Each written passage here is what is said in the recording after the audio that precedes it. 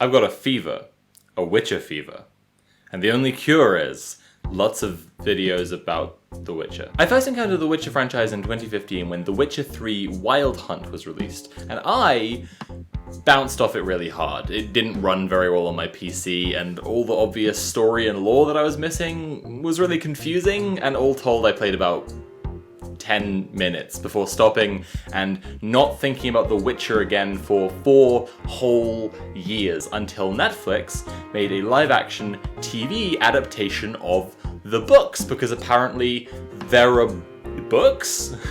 After watching the show, I went back and got really, really invested in the franchise in a way I never expected, which, from what I've heard, might not be a totally uncommon experience. This one's just about the Netflix show, so without any further ado, let's jump right in there and start. Let's dive in. Let's just get in there and splash around. Yum, yum, yum.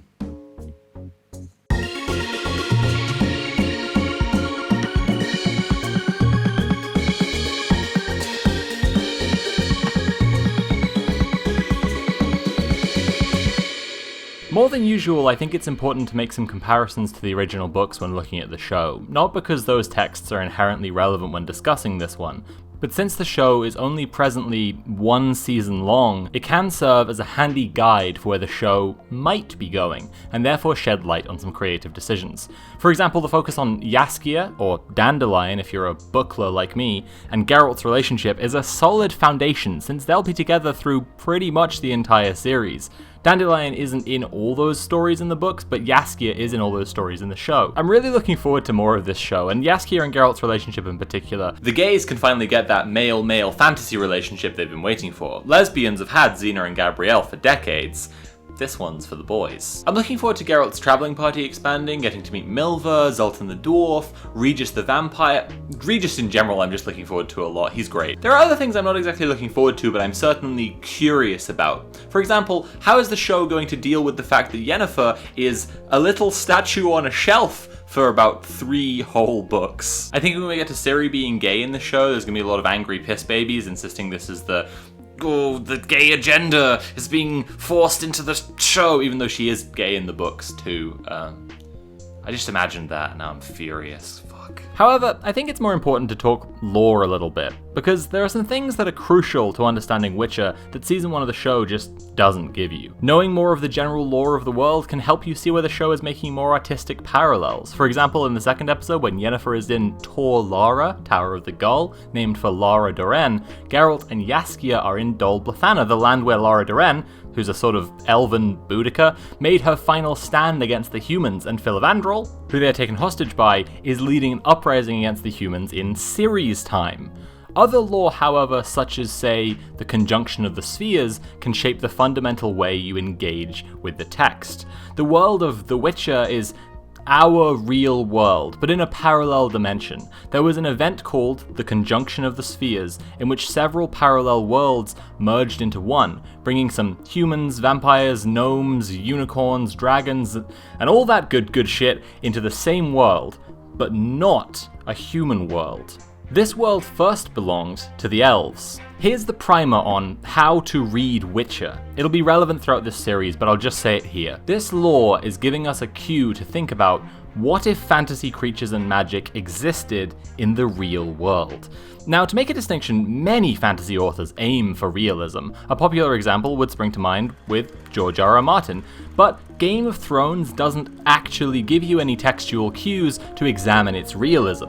Nothing in Game of Thrones tells us that realism is going to be thematically relevant. George R.R. Martin just doesn't give a fuck what you think about his realism.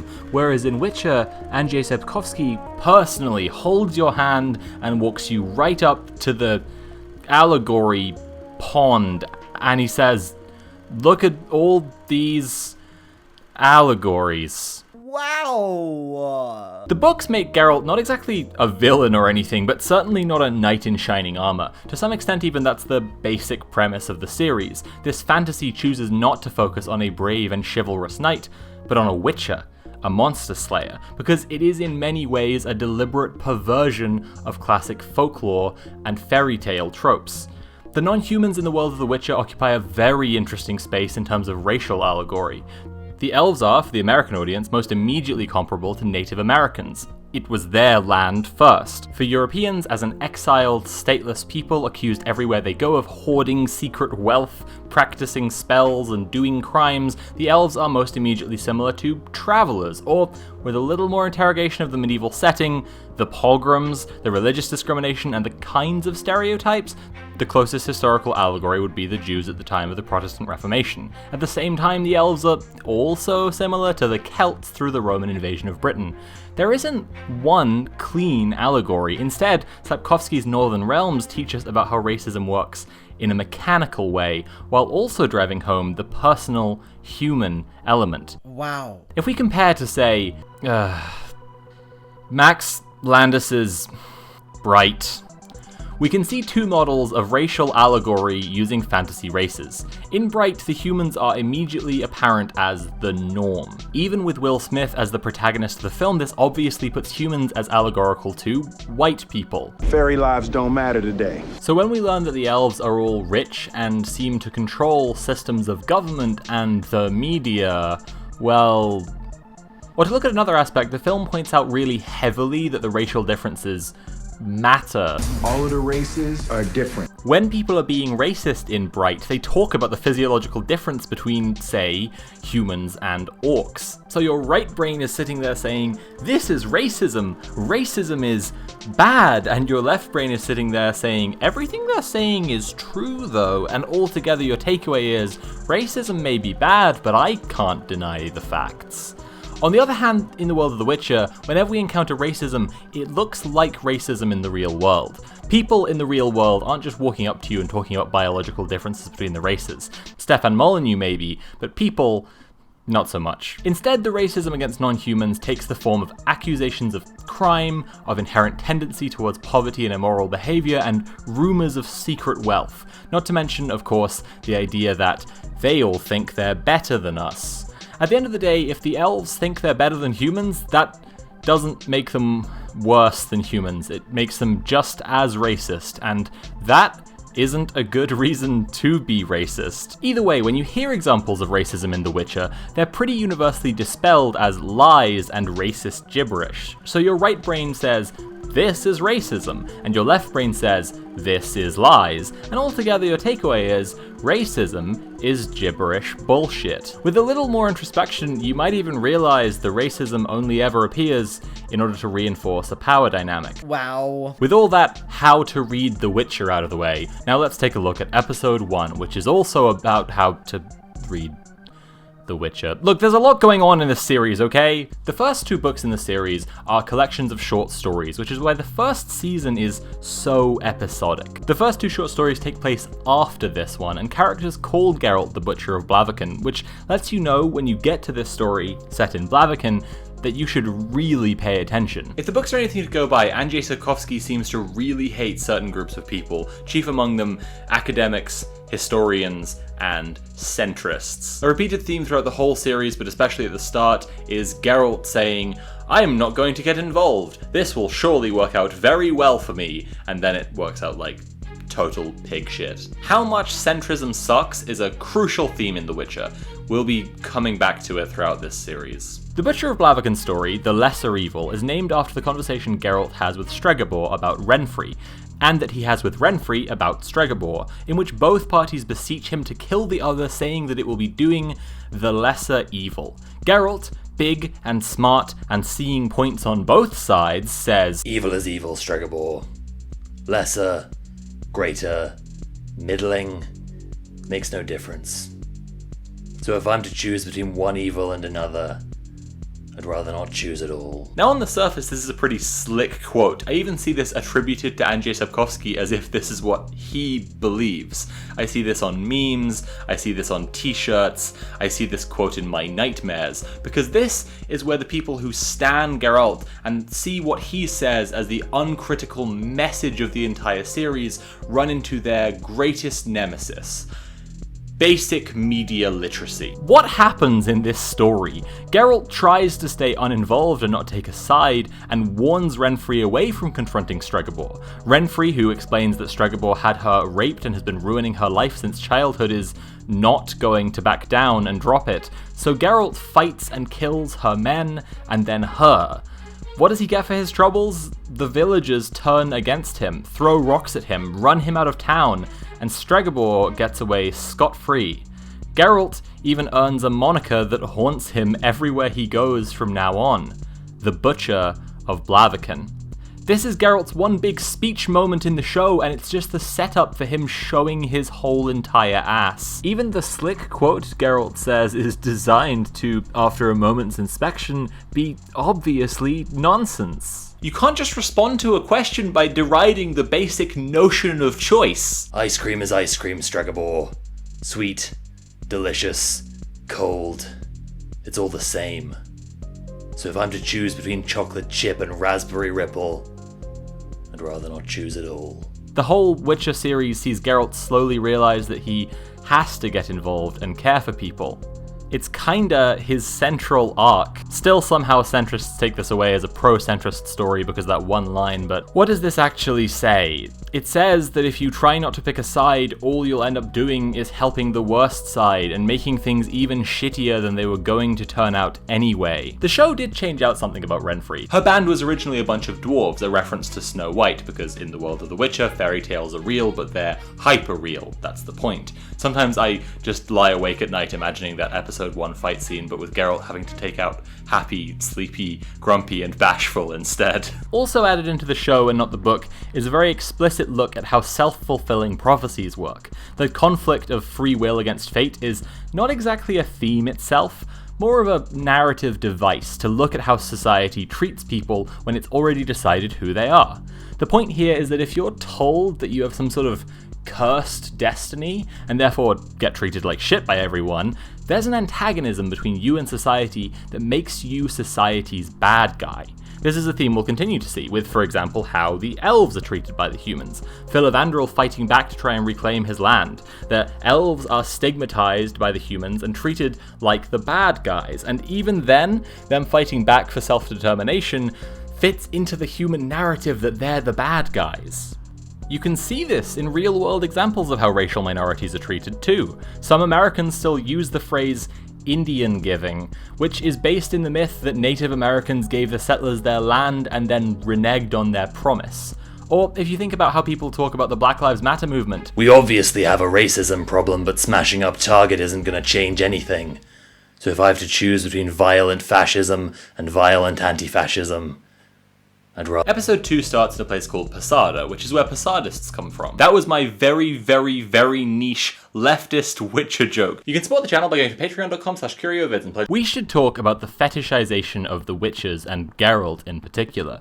It's much more of a thing in the books, and the short story that episode 2 is based on is a prime example. Posada has a Diovel problem, as they put it. Geralt and Jaskier engage in some debate about whether there is any such thing as a devil, and Geralt posits that a lot of monsters are simply invented to either explain human beings' bad behavior or to make people behave a certain way. But either way, they're curious. They go and meet Torque the Sylvan and realize that the villagers have tried to get rid of this Diovel themselves. Geralt goes back and asks the villagers about what they did and why they did it, and they produce a book of the specific ways to get rid of various magical beasts and monsters. The method for getting rid of Diovels is highly specific, although basically just a really mean prank, where you go and eat food with him, but offer him shitty bad things instead. Honey for you, tree sap for him. Soft cheese for you, a bar of soap for him. Nuts for you, iron balls for him, which is why he has the iron balls. I love this short story a lot, but I understand why they couldn't fit it all into one episode of television. Anyway, Geralt gets them to show the page of the book where it describes witches, and it basically says,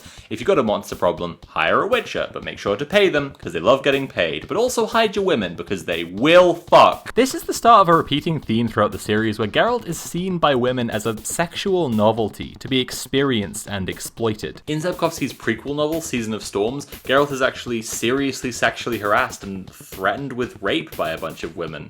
Looking at the show again in the Striga episode, he's literally working to pay off a pimp as the driving force from the start of the episode. When he meets Yennefer, she gets him to undress and bathe for her, and all their dialogue implies she wants sex as payment for her healing magic. She says after, "Fortunately for you, your company and conversation have been payment enough." There is a direct and repeated comparison between Geralt working as a witcher, using his body for money in a way that is underappreciated and stigmatized by society, that is dangerous for him and hard to get people to appropriately compensate him for, despite the obvious service he provides, and sex workers. Wow! On the one hand, this works really, really well in the show, where Geralt is played by Henry Cavill, beautiful man, Adonis, hunk. And on the other hand, it works really well in the books, where Geralt is constantly described as hideous, nasty, horrible, and menacing, and people are quite afraid of him on sight. The fundamental challenge of the show was communicating a lot of complex themes, world building and lore, and compelling characters, while also adapting 2 anthology books of short stories that are presented in a non-chronological order. And how the writers rose to meet that challenge was mixed. There are a couple of gripes I have, like how Yennefer's disability is treated simply as an obstacle to overcome and cure, which does honestly send low-key Joseph Mengele messages about disability. The use of the 3 interwoven timelines in the first season, on the other hand, is really fun. The first of the 2 books in the Witcher Saga are collections of short stories detailing mostly Monster of the Week style stories as Geralt runs around having a neat old time slaying monsters, sometimes not slaying monsters, and hanging out with his good pal Jask Dandelion. Yeah, I'm never going to get used to that. There are certain early stories that are really important for various reasons, the Butcher of Blaviken, the Last Wish, the Striga, Filavandrel, and the Diovel, and so those basically have to make the cut. There are other short stories I personally adore that I would have liked to see, but I kind of expect are getting passed over in order to get from the short story anthology into the novel series for the start of season 2. The novel series is a lot more Game of Thrones-y, and it probably isn't too much of a reach to say Netflix want this to be their Game of Thrones. For the greater world building and exploring who Geralt is and what non-humans represent, and because it makes me cry, I love the short story about the Doppler Duty Bielefeld, and we probably won't see it. For the characterization, I love the story where Geralt and Istrid have a macho man showdown over Yennefer, but she just ditches them both. It contains a piece of folklore that's used to concisely explain who Yennefer is as a character and what her relationship with Geralt is like at its core. The Ice Queen, who enslaves men by piercing their hearts with a shard of ice, but wants to live in warmer climates, so she ends up trapped between keeping her lover enthralled in a miserable situation and trying for real happiness but potentially losing him. Maybe we'll see some of that would be cool. I suppose they wouldn't put so much time into developing Istrid as a character and Istrid and Yennefer's relationship if that wasn't going somewhere? Nonetheless, what we get in season 1 of the show is a lot of fun, and the writers have done a great job of enriching smaller characters and also filling in story like Ciri's time between the fall of Cintra and finding Geralt. On the other hand, there are some really janky and confusing edits throughout season 1. I don't mean so much to do with the interwoven timelines, although the show didn't really seem to lean into either disguising its chronology or openly acknowledging what was going on. No, I mean things like throwaway lines that are meant to explain crucial information but aren't really marked by the editing, so don't stick with the audience. For example, the entire cinematic language around the Doppler character tells you that they are sinister and creepy and queer-coded and use unusual pronouns. Children are our favorite. And the overwhelming impression we're left with is that this character is a creepy, queer child predator, which is garbage enough on its own, but then Kaeya delivers this line. You're different to other Dopplers. You're not good-natured or helpful, are you? That's acknowledging that Dopplers, who again are my favourite part of the books and a pretty clear queer allegory, are usually nice and well-meaning and helpful, but this specific one is a baddie. The edit really doesn't back this up or make this linger in our minds though, so all we really remember is... Children are our favorite. I can't really overemphasize how much I hate this. There are also obviously well-meaning moments where they've tried to include cute stuff from the books, and I obviously appreciate that. For example, in fact, the iron balls that talk the Sylvanate, and again, there's a throwaway line to contextualize it, but nothing about the visual language tells us it matters, so we just kind of move on, and the iron balls never make sense. You're a dick.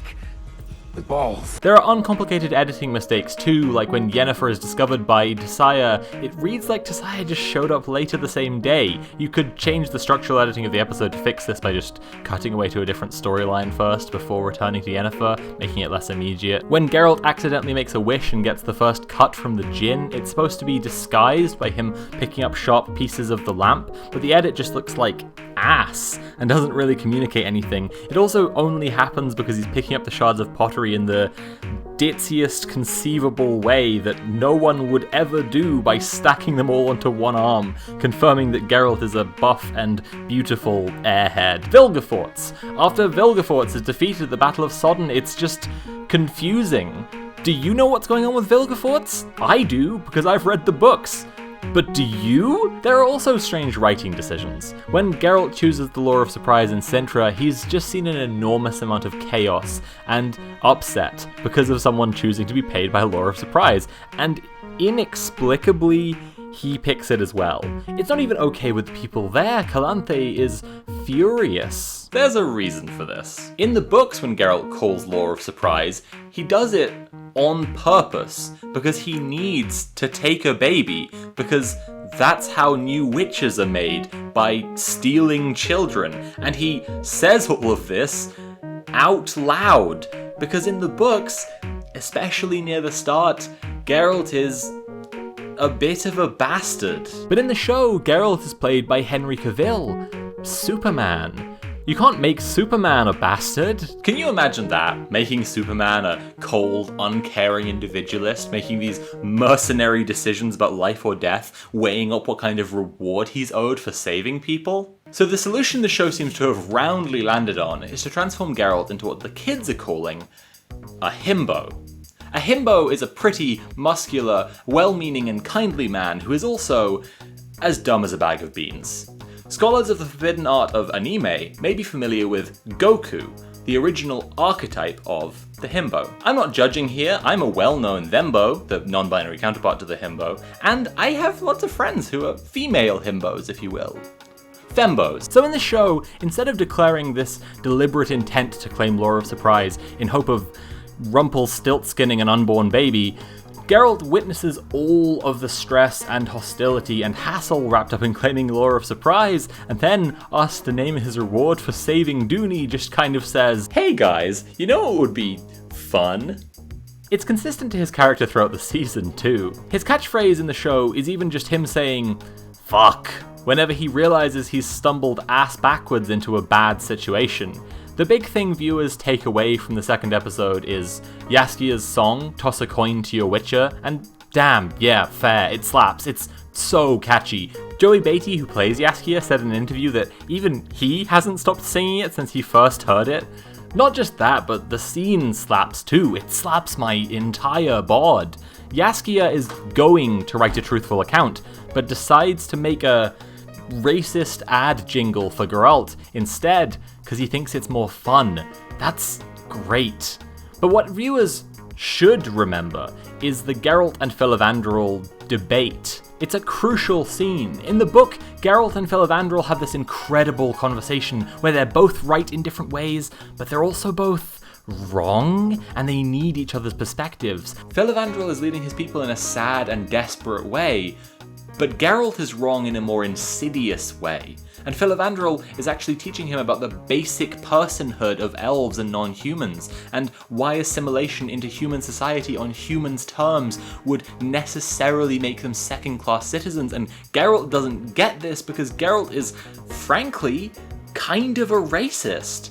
But in the show, when Geralt is played by sweet, gentle himbo Henry Cavill, he can't be a racist.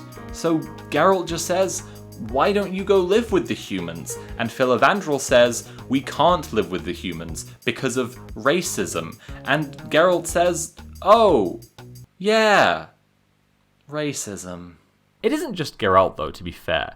Everyone in the show is a bit less of a bastard, except for arguably the villains, creating a clearer delineation between the good guys and the bad guys.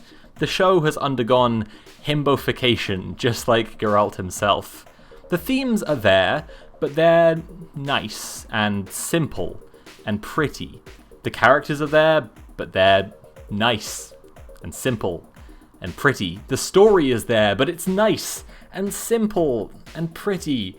It's notable even that the worst parts of the show are where they've tried to resist the himbofication. Look at the Doppler. They've taken something kind and good-natured and made it sinister and gross. And that's just antithetical to the himbo philosophy. When I say all this, I don't mean to be negative. I'm glad they mostly leaned into the himbofication of the show, and here's to many more seasons. I can't wait for Himbo Avalak the Elf, and Himbo Emir var Emrys, and if we're lucky, some Thembo Dopplers, and how the fuck they're going to deal with Yennefer being a statue for 3 seasons. I should get into the books, but that isn't where I went first. When I watched the show, it really inspired a deep love for the Witcher franchise, and I went back to the games. So first, we're going to look at them. So what if there were another adaptation?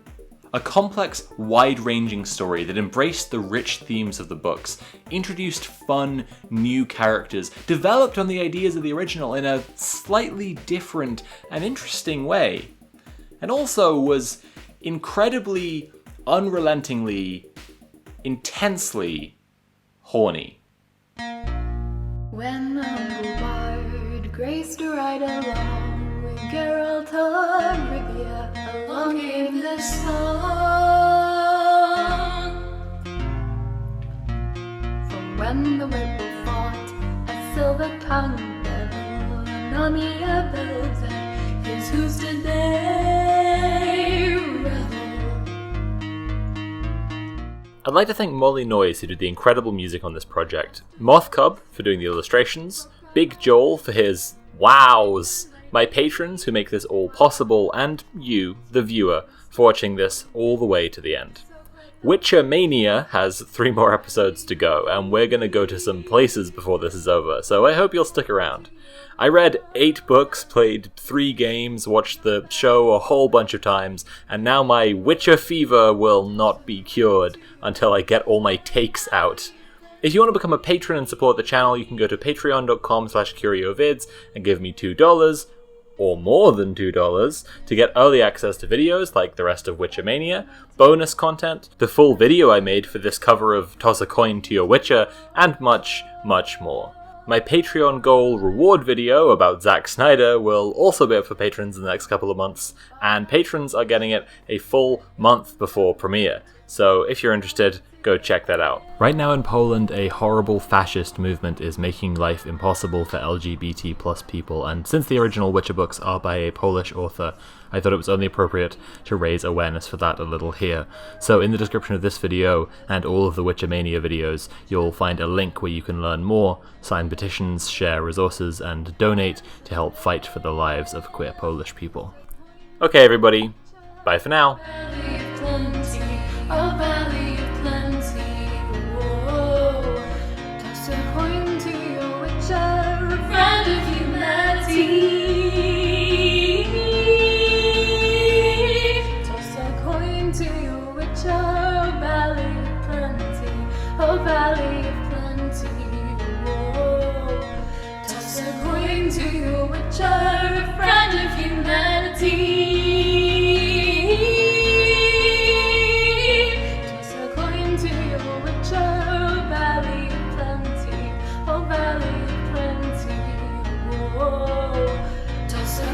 To your Witcher, friend of humanity.